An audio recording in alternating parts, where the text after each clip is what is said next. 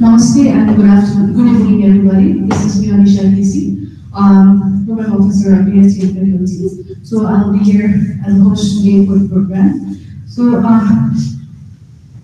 now I would like to welcome all the professors, teachers, and all the faculties and including all the students in today's program. Today being the last day of orientation, I would like to thank everyone, those who participated. Your support means a lot to us. So maybe some of them are new here, the students. So I would like to request the new ones to please give the introduction if you haven't.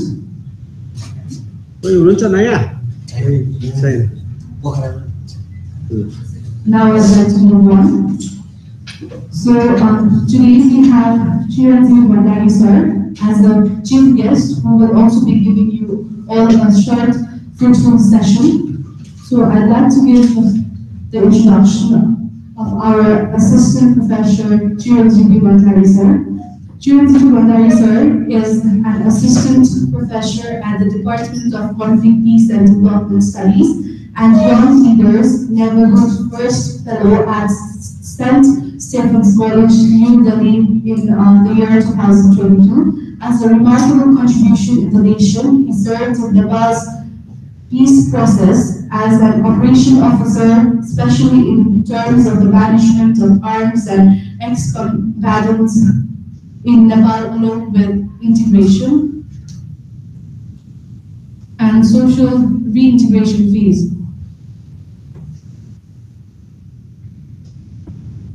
He has more than a decade of experience in various peace-building initiatives and research work led by the government of Nepal, civil society actors at the university. He has an MBA degree in conflict, peace and development studies and a postgraduate diploma in social sciences and humanities. Apart from a formal degree, Bhandari attended a number of conflict transformation and peace-building programs. Some of the widely recognized programs he attended are Comprehensive Crisis Management course at Asia Pacific Center for Security Studies, Humanitarian Response and Post-Conflict Reconstruction and Recovery at Brown University, and Civil Resistant and Non-Violent Conflict at Tufts University, Boston, and Conflict Transformation and Peace Building at SIT Graduate Institute and Summer Institute for Teaching Peace in 21st Century. At Kroll Institute, Notre Dame University, Bhandari served as a guest speaker and facilitator in various peace building and leadership programs in the United States, Thailand, Sri Lanka, India, and Nepal. His interest and expertise includes dialogue, negotiations, post-conflict, peace building, security, sector reforms, non-violent communications, and ethical leadership. He contributed a significant number of research articles and book chapters in the areas of conflict management, security, and peace building of Nepal. So I would like to request everyone to please give him a round of applause. So I'd like to request our principal sir, Professor Dr. Munira Chetri sir, to please welcome our chief guest for today.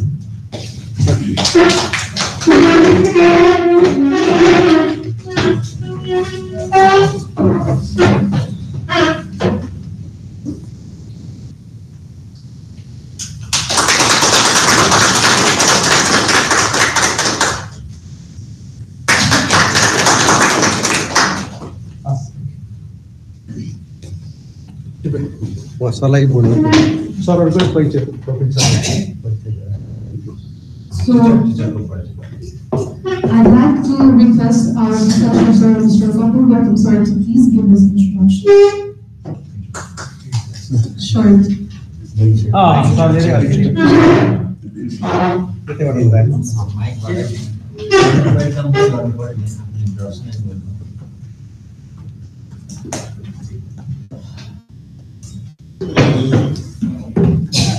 you. More Abdul Wahab. More saying, Nepal Council Chief Executive Officer Group कार्यरत छु र यस कलेजमा last 10 years देखि म चाहिँ teaching profession गरिरहेको छु. So basically, I'm an engineer by profession. And then switched to hospital management. And then I accredited myself as a 6 Sigma Black Belt from the English Tattoo Institute in Delhi. And then I'm also a chain management expert. So for the last 10 years, I have been teaching strategic management and quality management in the master's program. Thank you very much.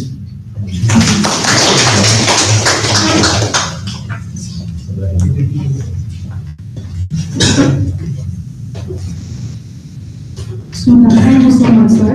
I request any new teachers today present here but not given the introduction. I would like to request them to please give the short introduction to our students. Thank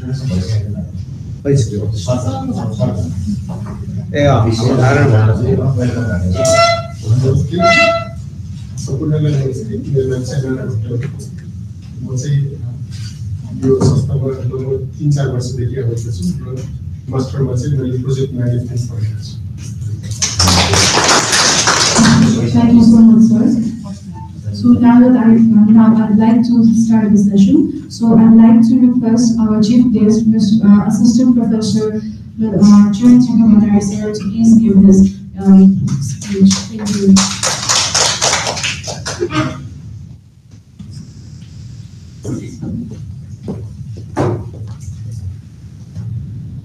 Respected campus teacher, respected head of the department, faculties, campus management team, and everyone who is attending here.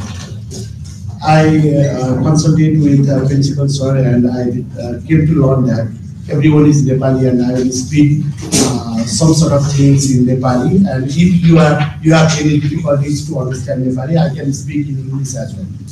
So in order to give the authentic feelings of our mother tongue and our context, I thought that if everyone is Nepali, and it is better. सर्वप्रथम त म यस campus प्रशासन र campus management टिमलाई आज मलाई आमन्त्रण गर्नुभएकोमा हार्दिक आभार व्यक्त गर्न चाहन्छु. आज मलाई एउटा सानो टपिक जुन विषय हाम्रो जीवनको एउटा अन्तर्निहित विषय पनि हो, मानव सभ्यताको सुरुवातदेखि आजसम्म आउँदाखेरि विभिन्न रिसर्चहरूले पनि यो विषयलाई अझ बढी सान्दर्भिक बनाउँदै आएको छ. आज सबै हेल्थ प्रोफेसनलहरूको बिचमा र विद्वत वर्गको बिचमा कुराहरू गर्दै गर्दाखेरि म एउटा कुरा के मेरो टपिकको बारेमा भन्न चाहन्छु भन्दाखेरि आज हामी करिब 70+ वर्ष लाइफ एक्सपेक्टेन्सीमा छौँ. यो किन भयो भन्दाखेरि जब मानिसहरू अन्य जनावरहरूबाट फरक किन भयो भन्दा हाम्रो कन्सियसनेस, हाम्रो चेतना र सबै कुरालाई कन्ट्रोल गर्न सक्ने हाम्रो एबिलिटीले गर्दाखेरि हामी अरू जनावरहरू भन्दा फरक भयो. त्यो चेतनाकै स्वरूपमा एउटा यस्तो कन्सेप्ट बिल्डन भयो.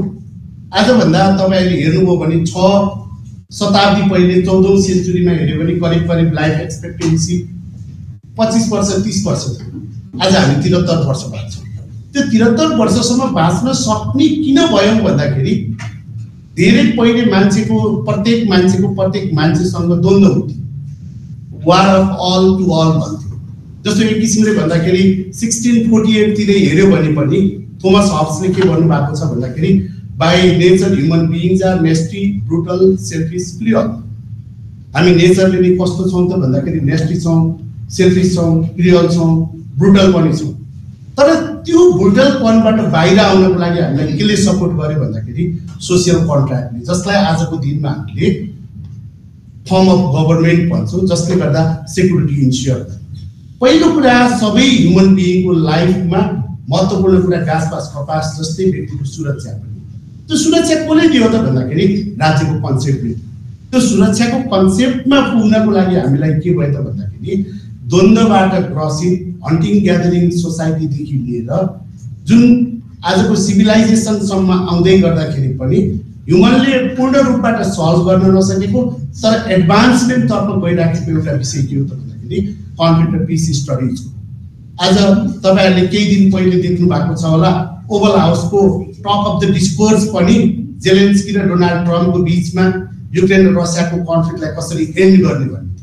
तर के कन्फ्लिक्ट ग्लोबल स्केलमा मात्र हुन्छ त?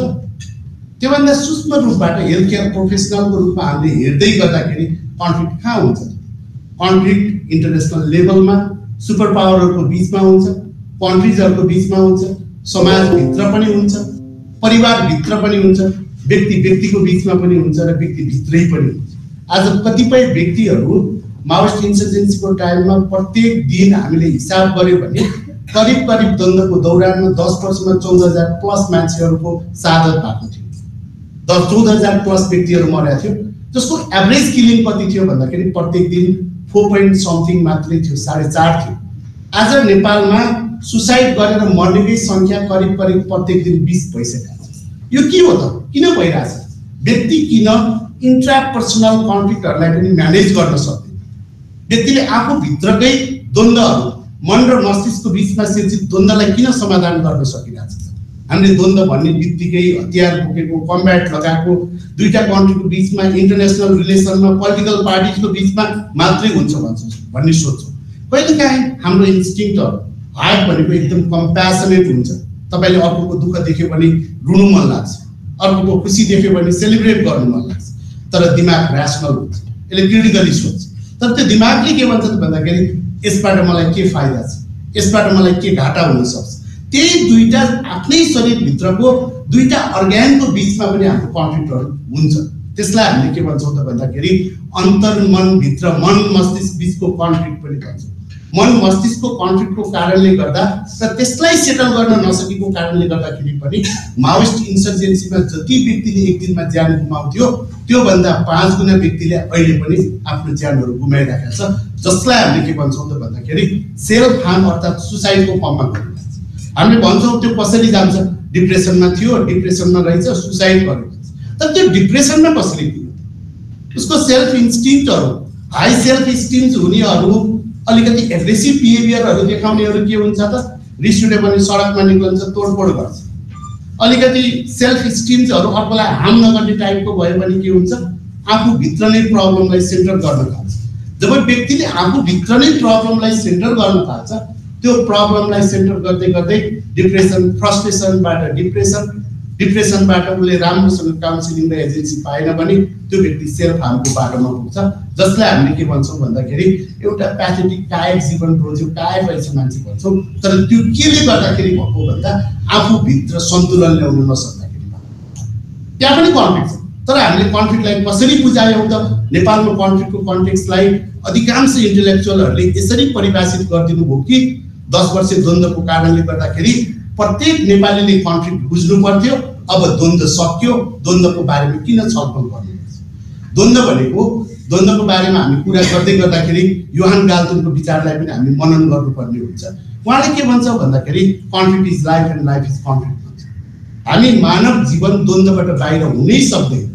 जस्तो क्रसरोडमा पुगिगएपछि बाटो सेलेक्ट गरे जस्तै प्रत्येक पटक लाइफमा हामीले कन्फ्लिक्टलाई प्रत्येक क्रसरोडमा सेटल गर्दै अगाडि बढ्नै पर्छ। एउटा सफल व्यक्तिको जीवनमा हजारौं पटक लाखौं पटक हामीले यस्तो किसिमको कन्फ्लिक्टहरूलाई इन्काउन्टर गर्नुपर्छ। त्यसले कन्फ्लिक्टले कहिलेकाहीँ हामीलाई पनि प्रभाव पार्छ। बाह्य राजनीतिक द्वन्द्वले हाम्रो जीवनमा पनि प्रभाव पार्छ। कहिलेकाहीँ हाम्रो द्वन्द्वको कारणले गर्दाखेरि हाम्रो आन्तरिक शान्तिमा पनि प्रभाव पार्छ। जस्तो तपाईहरुले देख्नुहुन्छ नि एकदमै ब्रिलियन्ट मान्छे पनि पारिवारिक द्वन्द्वको कारणले, तनावको कारणले, समाजमा हुने द्वन्द्वको कारणले, देशभित्रको तनावको कारणले गर्दा हामीले गुमाउनु पनि परेको छ। कहिलेकाहीँ फेरि हाम्रो प्रोफेसनमा जसरी कामहरू गर्दै गर्दाखेरि मैले यहाँहरू सबैजना हेल्थ केयर प्रोफेसनल हुनुहुन्छ भन्ने कुरा बुझाएको छु।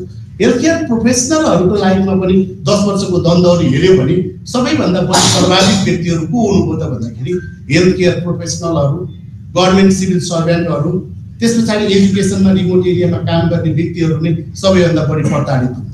हेल्थ केयर प्रोफेसनलहरू किन हुनुभयो भन्दाखेरि जुन हेल्थलाई एजुकेसनलाई हाम्रो कन्ट्रीले पब्लिक गुड्सको रूपमा डिफाइन गर्थ्यो, त्यो पब्लिक गुड्सको सर्भिस डेलिभरी गर्ने व्यक्तिहरू कहाँ गएर गर्नु पर्यो?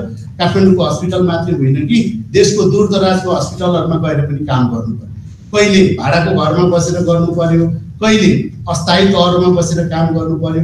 र द्वन्द्वको कारणले गर्दाखेरि उनीहरूले के गरे? राज्यको उपस्थिति छैन, राज्यले केही पनि जोगाउन सक्दैन, राज्यको कन्ट्रोलमा यो टेरिटोरी छैन भन्नको लागि पनि तत्कालीन रिबेलहरूले सबैभन्दा पहिले कसलाई टार्गेट बनाएको भन्दाखेरि भ्याक्सिन बोकेको हेल्थ केयर प्रोफेसनललाई, भ्याक्सिन लगाउन जाने, जसरी बाहिरबाट भित्र जाने सामानहरू र विकासको जति पनि कार्यक्रमसँग सम्बन्धित मटेरियलहरूलाई कब्जा गर्न थाले र बिल्डिङहरू पनि डिस्ट्रोय गर्न थाले, प्रभावित पार्न थाले। त्यसले गर्दाखेरि लाखौं व्यक्तिहरू हेल्थ केयरको कारणले गर्दाखेरि वञ्चित भयो भने हजारौं प्लस हेल्थ पोस्टहरू, त्यस पछाडि हेल्थ फेसिलिटिजहरू र इन्डिभिजुअलहरूमा पनि द्वन्द्वको नकारात्मक असरहरू परेको हामीले देख्न सक्छौँ।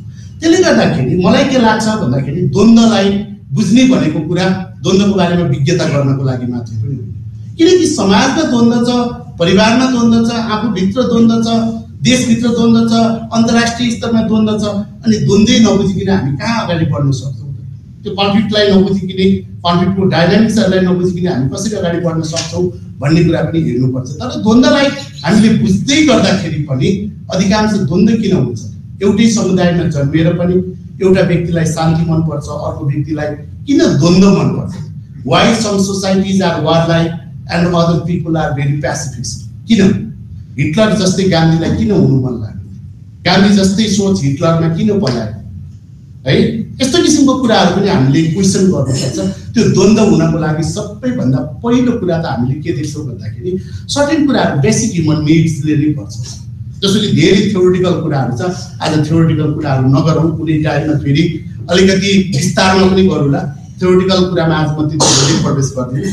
धेरै जसो मान्छेहरूले के भन्छ भन्दाखेरि पोजिसनको बिचमा हुन्छ भन्छ, कसैले स्वार्थमा आधारित इन्ट्रेस्टमा हुन्छ भन्छ, कसैले निडमा व्यक्तिको आवश्यकतामा सम्बन्धित भएर द्वन्द्व हुन्छ भन्छ।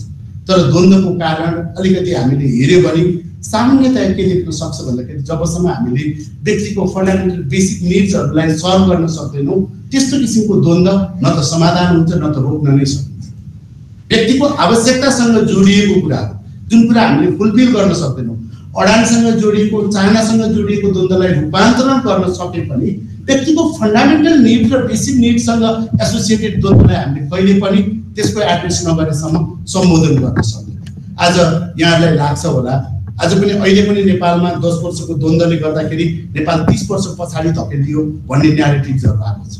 र अबको अहिलेको कन्टेक्स्टहरू हेऱ्यो भने नेपालको द्वन्द्व पछाडिको समय हो या द्वन्द्वको अलार्मिङ सिचुएसन हो भन्ने कुरा पनि हामीलाई अहिले बुझ्नु गाह्रो छ। हिजोको जस्तै रिपोर्टबाट इन्सर्जेन्सी र गुरिल्ला वारफेयरहरू अब हाम्रो कन्ट्रीमा नहुन सक्छ, किनकि टेलिकम्युनिकेसनले गर्दाखेरि प्रत्येक व्यक्ति कहाँ छ भन्ने कुरा मोबाइलबाट ट्र्याक गर्न, उसको लोकेसन ट्र्याक गर्न सक्छ। हिजो सञ्चारको सुविधा थिएन, त्यसले गर्दाखेरि त्यस्तै किसिमको गुरिल्ला वारफेयरहरू यो कन्ट्रीमा सम्भव छैन। तर के हुन सक्छ त भन्दाखेरि अर्बन जस्तो कि सिटीहरूमा हुने, जहिले पनि तपाईँहरूले देख्नुहुन्छ सिटीहरूमा हुन सक्ने अराजकताहरू, सिटीहरूमा हुन सक्ने प्रोटेस्टहरू, सिभिल रेसिस्टेन्सहरू, सिटीहरूमा हुन सक्ने व्यक्तिहरूको विरोधका प्रदर्शनका घटनाहरू अबको नेपालमा बढ्न सक्छ जस्तो लाग्छ। त्यो किन बढिरहेछ? त्यो बढ्नु पछाडिका केही फन्डामेन्टल इन्डिकेटर्सहरू छ। कुनै पनि देश बन्दैछ भने त्यो देश के हुन्छ? हामी घरै बनाउँदै गर्दाखेरि पनि हामी घरबाट सामान धेरै बाहिर निकाल्छौँ कि बजारबाट धेरै सामान ल्याउँछौँ? बजारबाट धेरै सामान ल्याउँछौँ। हाम्रो कन्ट्री बन्दैछ भन्ने इन्डिकेटर छँदै छैन। पढ्नको नाममा प्रत्येक दिन करिब 1000 व्यक्तिहरूले नो अब्जेक्सन लेटर लेखिरहेछ। श्रमको नाममा प्रत्येक दिन 1500 प्लस व्यक्तिहरू बाहिरिरहेछ। केही कुरा देशभित्र बन्दैछ भने त्यहाँ भित्रिन्छ, हाम्रोबाट बाहिरिरहेछ। बाहिरिनु भनेको बिग्रदै जानुको एउटा सिम्पटम्स पनि हो। पढ्न जानु भनेको बिग्रनु होइन, तर रीतिले गरी बाहिरिनु भनेको के हो त? उताबाट पनि मान्छेको फ्लो हुनु पर्यो कि त्यो हुनु भनेको एउटा अर्थ के इन्डिकेट गरिरहेछ भन्दाखेरि हामी बिजनेसलेस छौँ भनेर। कन्ट्री बिजनेसलेस छ। इकोनोमी बिना आजको जस्तो कि आजभन्दा 30 वर्ष अगाडि हामीले के सोच्थेनौँ? समाज प्यासिभ रूपबाट नेगेटिभली पिसफुल सोसाइटी राख्न सक्थ्यौँ होला, तर आज किन सक्दैनौँ भन्दाखेरि एप्पल कम्पनीको 90% स्टाफले भन्दा पहिला नेपाली कन्ज्युमरहरूले र ग्लोबल साउथको कन्ज्युमरले कुन आइफोन रिलिज हुँदैछ भन्ने कुरा थाहा पाउँछ। आजको हाम्रो एस्पिरेसन ग्लोबल छ, हाम्रो इन्फर्मेसन टेक्नोलोजीसँगको एक्सेस भनेको ग्लोबल छ। हामी आज न्युयोर्कको मान्छेले जस्तै गरी सोच्न सक्छौँ, न्युयोर्कको व्यक्तिले जस्तै गरेर लाउन सक्छौँ।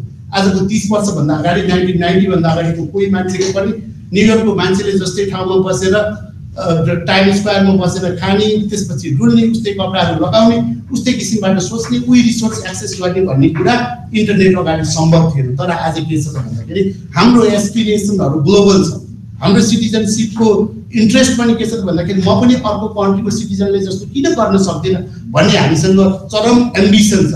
तर त्यो एम्बिसनलाई सस्टेन गर्ने गरी हामीसँग इकोनोमी छ कि छैन, हामीसँग स्किल छ कि छैन, हाम्रो इन्फ्रास्ट्रक्चरहरू छ कि छैन, त्यसलाई राख्ने गरी स्टेटले पोलिसी बनाएको छ कि छैन, यी सबै कुराहरू केमा छचल्किन्छ भन्दाखेरि फ्रस्ट्रेसनमा छचल्किन्छ। त्यसले गर्दाखेरि अहिले कहिलेकाहीँ लाग्छ कि व्यक्तिहरू नै नैराश्यतामा छ जस्तो लाग्छ।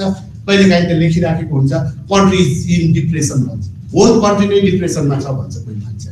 किनकि डिप्रेसनमा कन्ट्री नै डिप्रेसनमा जान्छ त, होल कन्ट्रीको साइकोलोजी डिप्रेसनमा छ। नेपालमा बसेर केही पनि हुँदैन भन्ने गरी मान्छेलाई ब्रेन वास गरिरहेछ। के त्यस्तो हुन्छ त? जस्तो कि हुँदैन नि। अलिकति हामीले हेऱ्यो भने वेस्टर्न कन्ट्रिजहरूको जति पनि एक्सपिरियन्सहरू, म पनि सर्ट कोर्सहरू गर्ने क्रममा धेरै कन्ट्रीहरू, युरोपको 8-10वटा कन्ट्रीहरू, युएस, अरू कन्ट्रीहरू पनि म धेरै डुलेको छु। स्विजरल्यान्डमा पनि मैले धेरै कुराहरू देख्ने क्रममा के लाग्यो भन्दाखेरि अधिकांश कन्ट्रीमा यो ल्यान्ड भनेको के जस्तो लाग्छ भन्दाखेरि ल्यान्ड अफ विजडम जस्तो। पहिले ऋषिहरूले तपस्या गरेको र यहाँको मान्छेहरू भनेको 10औं पुस्तासम्म काम नगर्दा पनि ह्याप्पीली बाँच्छ। वेस्टर्न सोसाइटी हेर्नुहोस् त, 1 हप्ता काम नगरेको मान्छे बाँच्नै सक्दैन। आज $10,000 ड्र गर्छ मन्थली भने पनि 6 महिना बेरोजगार भएर बसेको वेस्टर्न सोसाइटीमा को मान्छे देख्नुहुन्छ? कोही हुन्छ? बाँच्नै सक्दैन। हाम्रोमा 7 जेनेरेसन काम नगरेर बसेको मैले मेरै परिवारमा मान्छेहरू देखेको छु। म मेरो घरबाट पहिलो पटक श्रम मार्केटमा निक्लिएर पेड स्यालेरीमा काम गर्न लागेको पुस्ता। त्यसले गर्दा हाम्रो सोसाइटी के हो त भन्दाखेरि हाम्रो सोसाइटीको रेजिलियन्स छुट्टै छ। तर हामीले के गर्यौँ त भन्दाखेरि हाम्रो हजुरआमाहरू, हाम्रो हजुरबुवाहरूसँग स्किल्स थियो। त्यो स्किललाई मोडर्न एजुकेसनको नाममा हामीले के गरिदियौँ त, तपाईँसँग भएको स्किल केही पनि होइन, यो मोनिटरी भ्यालुमा काउन्टै हुँदैन भनिदियो।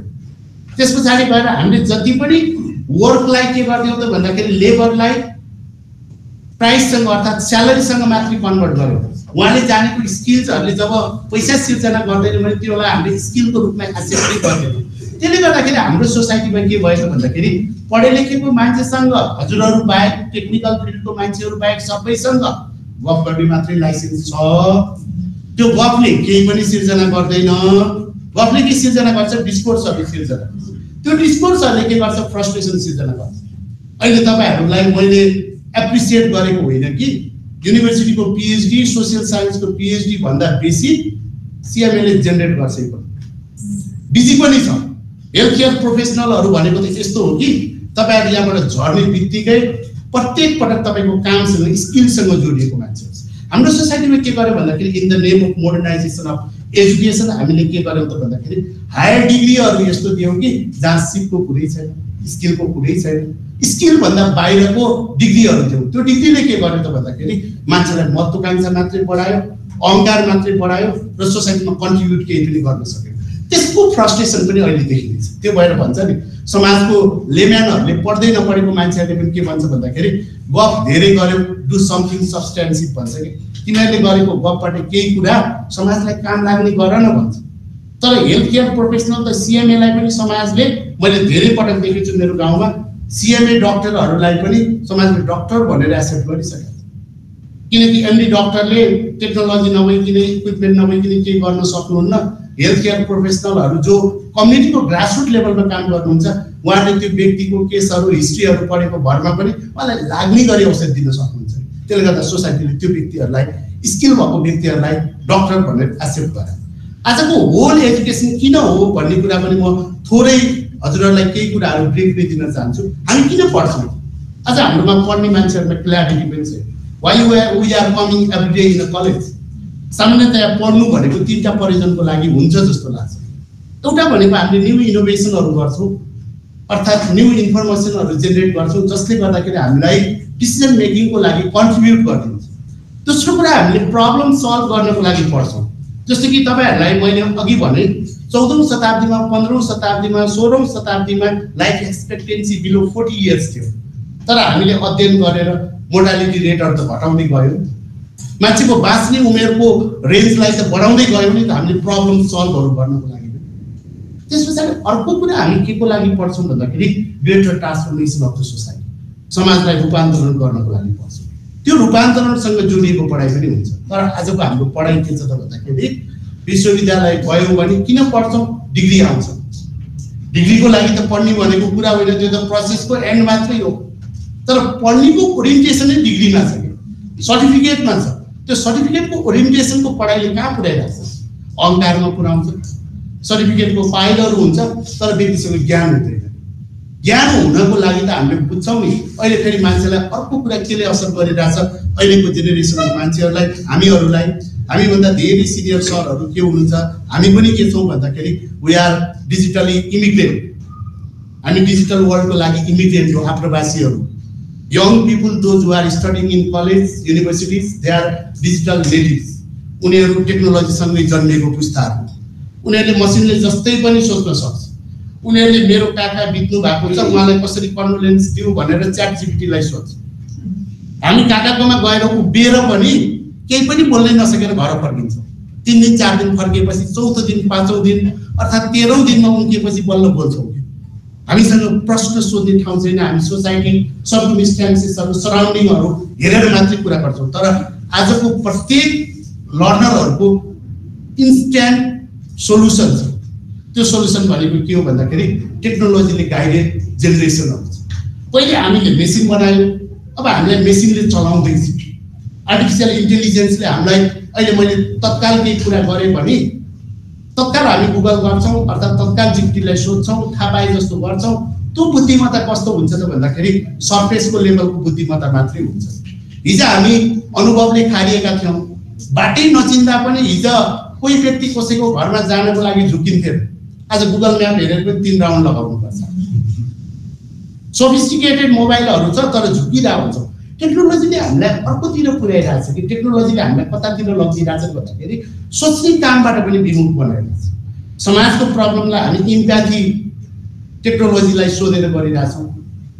इम्प्याथी भनेको तपाईँहरूको अर्को व्यक्तिले दुःखमा भएको व्यक्तिलाई म कसरी ऊ जस्तै समान अनुभूति गराउँ भन्ने कुराहरू हामीले टेक्नोलोजीलाई सोधिरहेछौँ। प्रत्येक प्रब्लम हामी टेक्नोलोजीबाट सल्भ गरिरहेछौँ।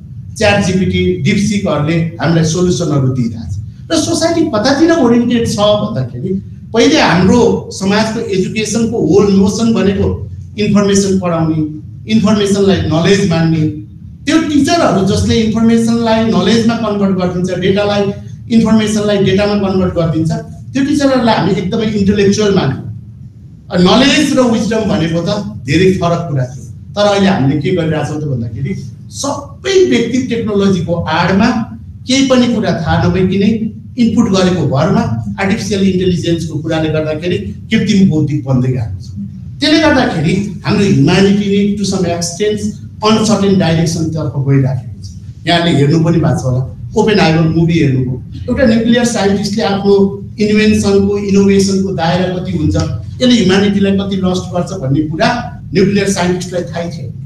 अहिलेको टेक्नोलोजी पनि त्यही हो, यसको लिमिटेसन के हो भन्ने कुरै थाहा छैन। यदि भोलि मान्छेले सोच्नै छोड्यो भने हाम्रो जीवन कस्तो हुन्छ? अर्को व्यक्तिले दुःख पाउँदाखेरि हामीबाट आँखाबाट आँसु झर्नै छोड्यो भने के हुन्छ? करुणा मर्यो भने के हुन्छ? सोच्ने शक्ति नै ह्युमनबाट गयो भने के हुन्छ होला? सोसाइटी त सबै त्यही भएर मैले तपाईँहरूलाई अघि भनेको we are not, all country is not in the depression but mental डिसअर्डरमा हाम्रो धेरै पर्सन अफ द पिपुल गइसकेको छ। त्यो केले गइरहेको छ? अहिले मोन्सरहरू स्कुल पनि रन गर्नुहुन्छ। अधिकांश प्यारेन्ट्सहरूले के भन्छ, मेरो बच्चालाई डक्टर, पाइलट बन्ने गरी पढाइदिनुहोस् भन्दै भन्दैन कोही पनि। मेरो बच्चालाई भनेर मान्ने मोबाइल नखेलाउने गराइदिनुहोस् भन्छ। स्कुलमा आएर कोही पनि प्यारेन्ट्सले मेरो बच्चालाई पढाइदिनुहोस् भन्ने गरी पुगेकै छैन। हामी त फन्डामेन्टल बिहेभियरल इस्युजमा पुगिरहेको छौँ। त्यसले गर्दाखेरि हेल्थ केयर प्रोफेसनलहरू तपाईँहरू जति पनि हुनुहुन्छ, हाम्रो अगाडि ठुलो समस्याको चाङ छ। त्यो भनेको हाम्रो त्यो साइकोसोसियल कुरामा होस्, मेन्टल डिसअर्डरको कुरामा होस्, टेक्नोलोजी इन्ड्युस प्रब्लममा होस्, एन्जाइटी होस्, अब यी सबै कुरासँग हामीले राम्रोसँग प्रोपरली ह्यान्डल गर्न सक्यो भने एउटा मात्रै व्यक्तिहरू सामाजिक कलेक्टिभ, अब मैले त्यो शब्द युज गर्नु त मिल्दैन तर मलाई बिर्सिदिनुहोस्, सोसाइटी कलेक्टिभ म्यान्डेट्स तर्फ जाने सोसाइटीको विजडम छैन। रुल अफ कहिलेकाहीँ काहीँ के हुन्थ्यो भन्दाखेरि वाइज पिपुलहरू इन्टेलेक्चुअलहरू भिड लाखौँको भिडलाई पर देखे पनि सही कुरा बोल्थ्यो। अहिले 10 जनाको भिड पर देख्यो भने अदालत पनि सही कुरा बोल्न सक्दैन। त्यसले गर्दाखेरि हाम्रो विजडमहरू मर्दैछ। त्यो विजडम मरिराखेको समयमा हामी के हुनुपर्छ त भन्दाखेरि हामी सेल्फ अवेकन हुनुपर्छ। त्यो सेल्फ अवेकन कसरी हुने? हामी अर्को व्यक्तिलाई केही कुरा दिनु पर्यो भने तपाईहरु त सर्भिस दिनुहुन्छ। सर्भिस दिनको लागि हामीसँग के हुनु पर्यो भन्दाखेरि पहिले हामी त शान्त हुनु पर्यो। कसैले आएर तपाईसँग 5000 रुपैयाँ आज पैसा माग्दैछ भने तपाईको पकेटमा 15000 पैसा हुनु पर्यो। 2000 भएको 5000 दिन त सकेन। आफै अशान्त भएको हेल्थ केयर प्रोफेसनलले अर्को व्यक्तिलाई कसरी ट्रिटमेन्ट गर्ने, कसरी शान्ति दिने, त्यसको लागि हामीसँग यो ल्यान्डमा जति पूर्वीय दर्शनमा हामी भन्छौँ नि धेरै कुराहरुको सोलुसन छ। जस्तो कि हामी भन्छौँ मेडिटेसन, जसलाई हामीले पहिले साइन्स नै मानेन। मेडिटेसनले के गर्छ? हामी आँखा खोलेर हेर्यो भने टाढा टाढा देख्छ नि। सरानकोटमा उभियो भने माछापुच्छ्रे देख्छ, सोलुखुम्बुमा उभियो भने माउन्ट एभरेस्ट देख्छ। तर आफूलाई त देख्दैन। आफूलाई देख्नको लागि हामी आँखा बन्द गर्नुपर्छ। त्यो आँखा बन्द गर्ने भनेको के हो त भन्दाखेरि मेडिटेसन। हाम्रो इस्टर्न फिलोसफीमा आफूलाई नै सेन्टर गरेर भित्र पनि के भइरहेछ, सेल्फ अवेकनिङ, सेल्फ कन्सियसनेस कसरी ल्याउने त त्यो कुराको पनि हामीसँग साइन्स थियो, जसलाई हामीले साइन्स नै भनेन। योगालाई हामीले जोक्सको रूपमा उडाइदियौँ। अहिले पनि धेरै कुराहरू छ आफूभित्र। हामीले नन भाइलेन्स कम्युनिकेसन भन्छ, अहिंसात्मक संसारबाट पनि हामी आफ्नो जीवनमा धेरै परिवर्तनहरू ल्याउन सक्छौँ भन्छ। पर्सनल ट्रान्सफर्मेसनको कुराले पनि गर्न सक्छ भन्छ। योगाको कारणले गर्दाखेरि पनि ल्याउन सक्छ भन्छ। लाइफ इन्रिचिङ वर्क प्लेसको कुराले गर्दाखेरि पनि गर्छ भन्छ। पहिलेको समयमा हामीले देख्थ्यौँ सोसाइटी पाप र धर्मको कारणले गर्दाखेरि होल जीवन रुल्समा बस्थ्यो। अब यो ट्रेडिसनमा त के पनि भनेको छ भन्दाखेरि जस्तो कि कसैले वेद पढ्नु भएको छ, पुराण पढ्नु भएको छ भने त्यहाँ के भन्छ त भन्दाखेरि अष्टादश पुराणेषु वचनद्वयम् परोपकार पुण्याय पापाय परपीडनम्।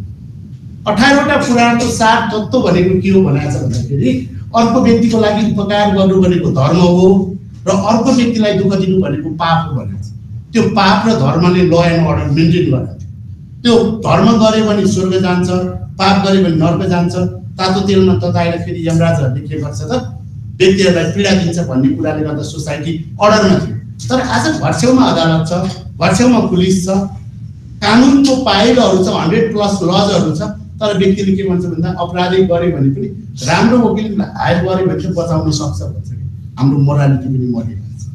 हिजोको व्यक्ति र आजको व्यक्तिको बिचमा मोरालिटी पनि मरिरहेछ। यो कन्टेक्स्टमा हामी हेल्थ केयर प्रोफेसनलहरूले कामहरू गर्दै गर्दाखेरि सोसाइटी के हो, बेस के हो? अहिले तपाईहरुले देख्नुहुन्छ हार्वर्डबाट प्रोफेसर आयो भने पनि कम्युनिटीको व्यक्तिहरू 1 रुपैयाँ पैसा तिरेर पनि सुन्दैन।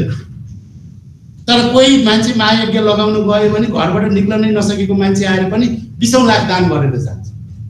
सोसाइटीको भ्यालुज र हाम्रो मोडर्न एजुकेसनको भ्यालुजहरू कम्प्लिटली डिकेट छ। विद्वानले बोलेको कुरा समाजको व्यक्तिले बुझ्दैन।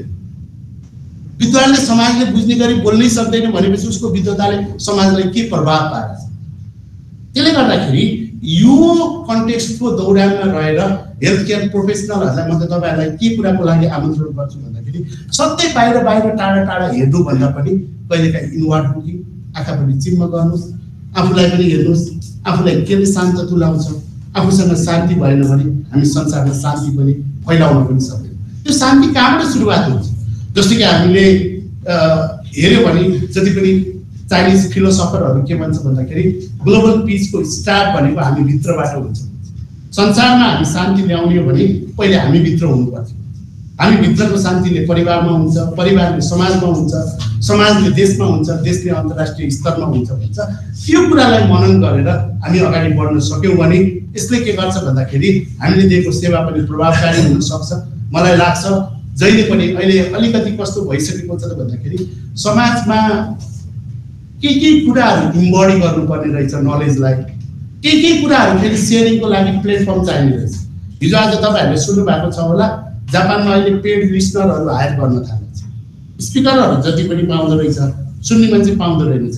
दिनभरि आज मेरो कुराहरू सुन्निन्छौ, आज म तिमीले जति काम गर्दाखेरि पैसा पाउँछौ त्यति नै पैसा म पे गर्छु भनेर इम्प्याथी बडीहरू हायर गर्न थालिन्छ सुन्दिने कि उसको कुराहरू उसलाई पीडा परिरहेछ उसँग बसेर हिँड्दिने खाइदिने सुन्दिने मान्छेहरू चाहिरहेछ समाज पनि त्यस्तै छ त्यो वैराग्यतातर्फ गइरहेछ तपाईहरुले त साच्चै पीडा पनि सुन्नुपर्छ त्यस्तो मान्छेको कुरा पनि सुन्नुपर्छ कसरी सुनिराखेको कुराहरू कति बेलासम्म सुन्न सकिन्छ भन्दाखेरि हाम्रो सुन्नी पनि त ग्लासको पानी जस्तै त हो पानी एकचोटि ग्लासमा भरिसकेपछि जति नै राम्रो कुरा मह आयो भने पनि चिनी आयो भने पनि अमृतै आयो भने पनि त बगेर जाने त हो त्यो कसरी आफूलाई सुन्न सक्ने बनाउने कसरी इनर्जाइज गरेर राख्ने कसरी अर्को व्यक्तिलाई इम्प्याथी जेनेरेट गर्न सक्ने तपाईसँग आउँदै गर्दाखेरि हेल्थ केयर प्रोफेसनल उहाँलाई बतायो भने त मलाई त आदिनीको भए जस्तो हुन्छ उहाँलाई भेटेपछि त मेरो रोगै हराए जस्तो हुन्छ त्यो कसरी गराउने त्यो कम्प्यासन कसरी एक्सचेन्ज गर्ने भन्ने कुरा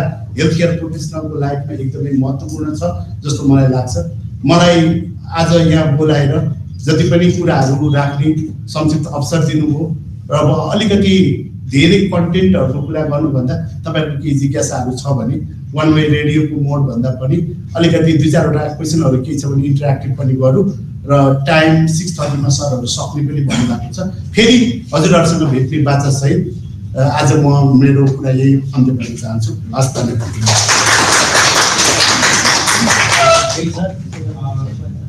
नमस्कार मेरो नाम वाइरेक म चाहिँ यस कलेजको म्यानेजमेन्टको ग्रेजुएट अनि अहिले चाहिँ फ्याकल्टी ग्रुपमा काम गरिरहेको अनि यहाँ अब न्यू जेनेरेसन जुन चाहिँ हेल्थ इन्स्टिट्युसन चाहिँ म्यानेज गर्नको लागि आउँदै गर्ने स्टुडेन्टहरू हुन्छ हामी यो कुरा सिकाइरहेका छौँ र कन्फ्लिक्टको कुरा गर्दा चाहिँ अहिले हाम्रो नेपालमा चाहिँ धेरै जस्तो हस्पिटलमा अब पेसेन्टहरू ट्रिटमेन्ट दिँदाखेरि उहाँहरूलाई चित्त नबुझिराखेको अवस्थाको केयर हुन्छ अथवा ट्रिटमेन्टमा केही समस्या हुन्छ अनि त्यसपछि अब पेसेन्ट पार्टीको तर्फबाट र हस्पिटलमा चाहिँ कन्फ्लिक्ट कति अब डक्टरहरूलाई बुझ्ने अथवा हस्पिटलको स्टाफहरूलाई बुझ्ने तोडफोड गर्ने यस्ता कुराहरू भइरहेको छ अनि हाम्रो मेन जब है त्यो कन्फ्लिक्टलाई सेटल डाउन गर्नुपर्ने मेन जब हुन्छ म्यानेजरको त्यो कुरालाई चाहिँ हामीले कस्तो किसिमबाट चाहिँ हामीले सेटल गर्न सक्छौँ होला यो कुरामा चाहिँ हजुरले के कुरा अझै प्रश्न दिनुभयो भने मैले टाइम 20 मिनट डिभाइड किन गरेको भन्दाखेरि मैले दिएको कुरा र हजुरहरूको निडको बिचमा कम्प्याटिबिलिटी भएन भने पनि केही समय बचोस् भनेर तपाईले गरेको प्रश्नसँग मेरो आफ्नै एउटा मेरो व्यक्तिगत जीवन मेरो परिवारकै मान्छेहरूको बिचमा परेको एउटा घटना छ लास्ट इयर मात्रै बसन्त पन्त डाक्टर त तपाईहरुले चिन्नुहुन्छ 7 पटक बसन्त पन्तसँग कन्सल्टेसन गरिसकेपछि मेरो एकजना रिलेटिभ मेरो ज्वाइँको आमा जसको ब्रेन ह्यामरेजको अपरेसन अर्थात् ब्रेनमा सानो ट्युमरहरू छ भन्नुभएको थियो पछि ठुलै रहेछ उहाँसँग कुरा गरे डाक्टर आफैले हेर्नुभयो अपरेसन गर्नुभयो अपरेसन सक्सेस भयो भनेर बाहिर निक्लनु भयो अनि म युनिभर्सिटी जाँदै थिएँ कितिपुर पुग्दा नपुग्दा पेसेन्ट डेथ भयो यही अन्नपूर्ण हस्पिटल सबै मान्छेहरू मसँग गएको थियो उनीहरू सबै आक्रोशित थियो सबै व्यक्तिले एकदमै आक्रोशित थियो त्यो डाक्टरलाई 7 पटक सोधेको त्यस्तो कुरा गर्छ टिभीमा यस्तो राम्रो अपरेसन गर्छु भन्छ त्यसरी गर्नु भयो त्यसरी गर्नु कहाँ मिल्छ भनेको कारण डाक्टरसँग पछि मैले के गर्नु भन्दाखेरि डाक्टरसँग जहिले पनि कुराहरू गर्दै गर्दाखेरि सबै 100 जना गएर कुरा गर्नु त मिल्दैन 1-2 जना गएर पहिले कुरा गर्नु अनि त्यो हस्पिटलको मान्छेहरू पनि एकदमै लज्जित जस्तो थियो भने जो भेट्यो उनीहरू सबैजना एकदमै दुःखमा थियो किनकि पेसेन्ट डाक्टरको लाइफमा पेसेन्टको लाइफ एन्ड होस् भन्ने त कोही डाक्टरले पनि चाहना राख्दैन किन भन्दाखेरि डाक्टरको यस्तो प्रोफेसन होइन कि बिरामी सिद्धाय भन्ने त कोही डाक्टरको टार्गेट हुन्छ होला हुँदैन तर कहिलेकाहीँ पेसेन्टहरू जान्छ त्यस्तो बेलामा तपाईले भन्नुभएको हामीले त्यहाँ कसरी गर्यो भन्ने कुरा पनि म तपाईहरुलाई बताउँछु जहिले पनि भिडहरू छ र क्राउडलाई हजुरहरूले हस्पिटलमा म्यानेज गर्नुपर्छ भने अथोराइज इन्डिभिजुअलहरू जसलाई त्यो क्राउडले अथोरिटी डेलिगेट गर्छ तपाईहरुसँग हामी कुरा गर्छौँ कुरा पनि गर्नुपर्छ सबैभन्दा ठुलो कुरा त हामी के गर्नु पर्यो भन्दाखेरि यदि कुनै कारणवश मिस्टेकहरू भएको छ भने मिस्टेक हामी एडमिट गर्छौँ सुन्छौँ धेरै जसो अहिले हामी के गर्छौँ भन्दाखेरि अधिकांश व्यक्तिहरू रियाक्ट गर्नको लागि सुन्छौँ बुझ्नुभयो हामी रियाक्ट गर्नको लागि सुन्छौँ प्रतिक्रिया दिनको लागि मात्रै सुन्छौँ बुझ्नको लागि सुन्दैनौँ त्यस्तो डिफिकल्ट सिचुएसनमा हामीले पहिला के गर्नु पर्यो भन्दाखेरि बुझ्नको लागि सुन्नु अनि इम्प्याथी हामीले रेस्पोन्स गरेर मात्रै इम्प्याथी हुँदैन व्यक्तिमा उनीहरूलाई के हुनु पर्यो त भन्दाखेरि कहिलेकाहीँ साइलेन्स पनि नबोल्नु पनि कति हुन्छ। यो कुराहरू सबै हामीले बनाउनु गरिसकेका छौँ। अब तपाईँहरूमध्ये 2-3 जना कोही व्यक्तिहरू अथोराइज जसले तपाईँहरू मध्येबाट आउनुहुन्छ, तपाईँहरूसँग बसेर फेरि एकचोटि कुरा गर्छौँ भनेर अलिकति भिडभन्दा बाहिरपट्टि 2-3 जना व्यक्तिहरूलाई लिएर आएर हामी उनीहरूसँग नेगोसिएट गर्नुपर्छ। त्यो नेगोसिएसन जस्तै कहिलेकाहीँ के हुन्छ त भन्दाखेरि नेगोसिएसन गर्दाखेरि 3टा कुराहरू फन्डामेन्टल कुरामा हामीले बिर्सनु हुँदैन। पहिलो कुरा, पेसेन्टको साइडबाट जो व्यक्तिहरू आउँछ, पेसेन्ट मर्छ, उसको लागि त अब रिजल्ट त के भन्छ र केही त भन्दैन।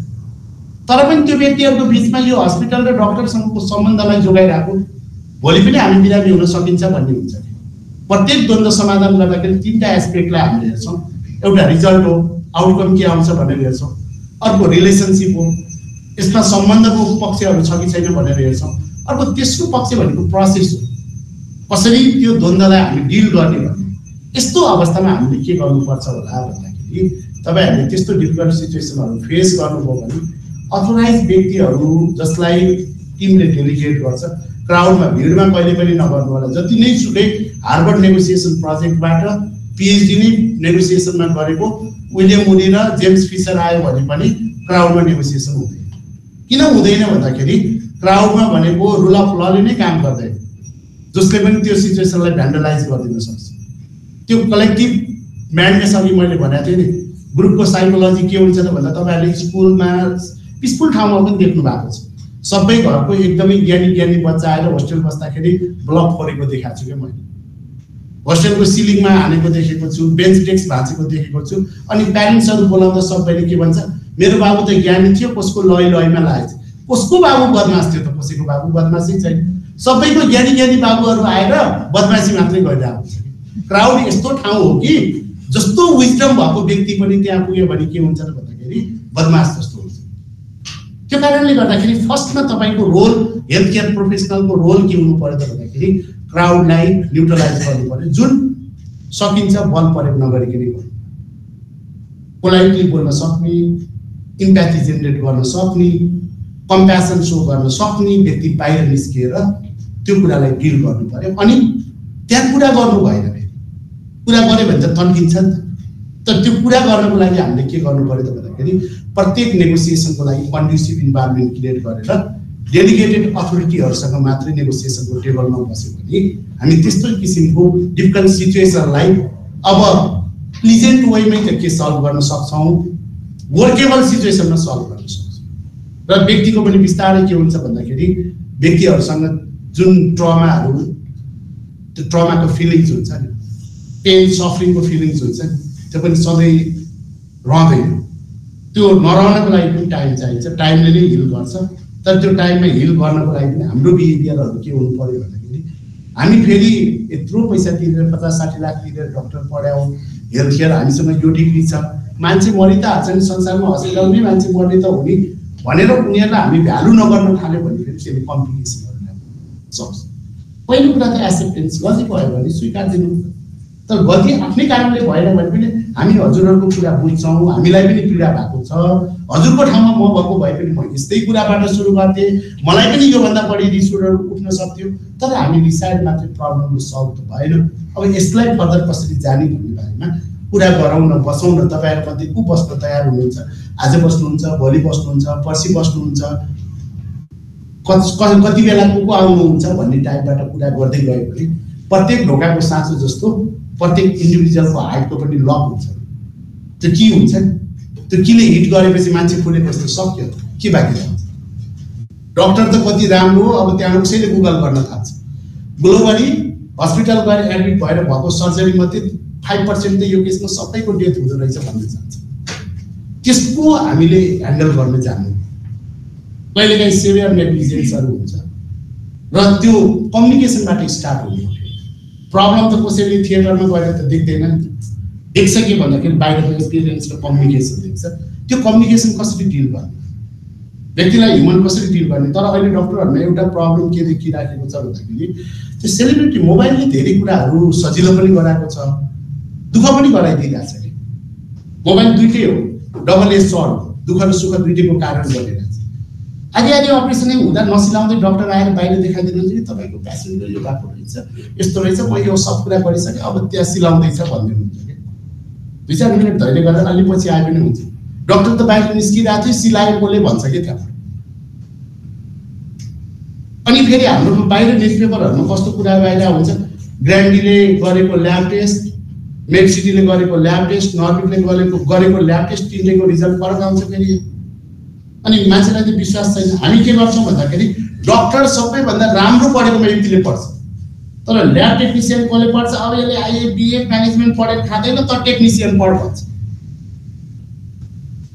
भनेको त हाम्रो लागि त हामी जोबाट सूचना ल्याउँछौँ नि, फार्मरको मोरालिटी मर्यो भने तपाईँ अन्नपूर्णमा, मेरियटमा, आयतमा, सोल्टीमा गएर कफी खाए पनि हामी सक्दैनौँ।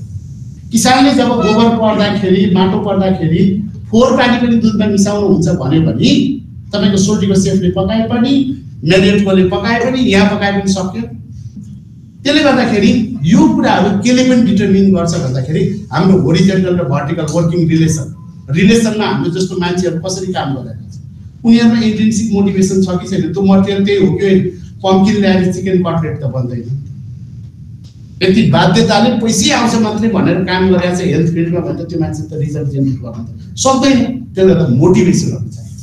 यदि तपाईहरु टिमलाई म्यानेज गरेर हेल्थ केयर प्रोफेसनमा काम गर्दै हुनुहुन्छ र टिममा काम गर्दै हुनुहुन्छ भने हाम्रो स्कुलमा रिले खेल्न सिकाउँथ्यो, टिममा काम गर भनेर।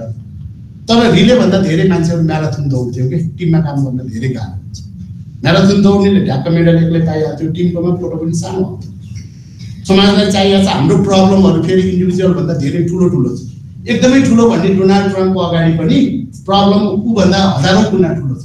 तर हामीलाई के लाग्छ भन्दा हामी धेरै नै ठुलो छौं, सबै अरु लिलिपुटियन्सहरु हुन्, हामी त गुलिभरकै साइजको छ जस्तो लाग्छ।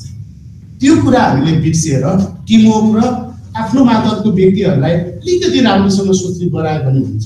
र कहिलेकाहीँ के पनि हुन्छ भन्दाखेरि अफिसहरुमा वर्क प्लेसहरुमा व्यक्तिहरुको अहिले मैले के देखिरहेको हुन्छु भन्दाखेरि मान्छे बाटोमा आउँदाखेरि ट्राफिकले पनि इरिटेट भइरहेको हुन्छ, घरमा पनि प्रब्लम भइरहेको हुन्छ, स्कुलमा वर्क प्लेसमा बच्चाको फी, बुढाको औषधि सब कुराले तनाव दिइरहेको हुन्छ। तर अफिस आउने बित्तिकै हामी के गर्छौं त, उले मसिनले जस्तै काम गर्छ भन्छौं कि त्यो किन भइरहेछ भन्दाखेरि हाम्रो बच्चादेखिको एजुकेसनले भइरहेछ। 2000 4000 5000 10000 20000 50000 60000 1 लाख तिर्ने स्कुलले पनि हेलो हाउ आर यु भने पनि teacher I am fine thank you and you घर हजुरआमा मर्दाखेरि पनि म गएर I am fine thank you भने हो। किनकि मलाई त्यो टिचरले त भाषा सिकायो भने त फिलिङ्सहरु एक्सप्रेस गर्न त सिकाएन। वर्क प्लेसमा पनि हामीले एउटा स्पेस के जेनेरेट गर्नु पर्यो भन्दाखेरि हामीले किन सोधिरहेछौं कि हेलो हाउ आर यु भनेको त किन भन्दाखेरि त्यसको स्टेट अफ बीइङ के छ कि त्यो कुन अवस्थामा आइरहेछ, खाएर आएको छ कि भोकै आएको छ कि तनावमा आएको छ कि केमा आएको छ, त्यो कुरालाई नबुझिकिन हामी के गर्छौं त अब स्वचालित मसिन हो, मसिनले जस्तै यसले पनि वर्क स्टार्ट गर्छ अनि काम गर्न थाल्छ भन्ने सोच्छौं नि, त्यो कुरा पनि प्रब्लम हुन सक्छ। यदि हामीले मर्निङ चेक-इनहरु, इभिनिङ रिफ्लेक्सनहरु गर्नु मिल्ने ठाउँमा के जस्तो डाक्टरहरुले नर्सहरुले ड्युटी ह्यान्डओभर गर्दै गर्दाखेरि आज कस्तो हो त, आज के छ तिम्रो के छ ठीक छ भन्ने त्यो किसिमको कुराहरु गरेर जुन दिन आफूलाई डिफिकल्ट छ त्यस्तो बेलामा रेस्पोन्सिबिलिटीहरु नलिने शिफ्ट इन्चार्जहरुले पनि त्यो कुरालाई म्यानेज गर्न सक्यो भने पनि यस्तो अघि हजुरले भने जस्तो सिचुएसनहरु डिल गर्नको लागि अलिकति सजिलो हुन सक्छ जस्तो लाग्छ। तर त्यसको लागि स्पेसिफिक कन्फ्लिक्टलाई कसरी ह्यान्डल गर्ने, नेगोसिएसन कसरी गर्ने, पिपललाई र प्रब्लमलाई कसरी सेपरेट गर्ने, इन्ट्रेस्ट र पोजिसनलाई कसरी आइडेन्टिफाई गर्ने भन्ने कुरा फेरि अलिकति फरक हो। त्यसलाई हामीले अलि फरक राख्नु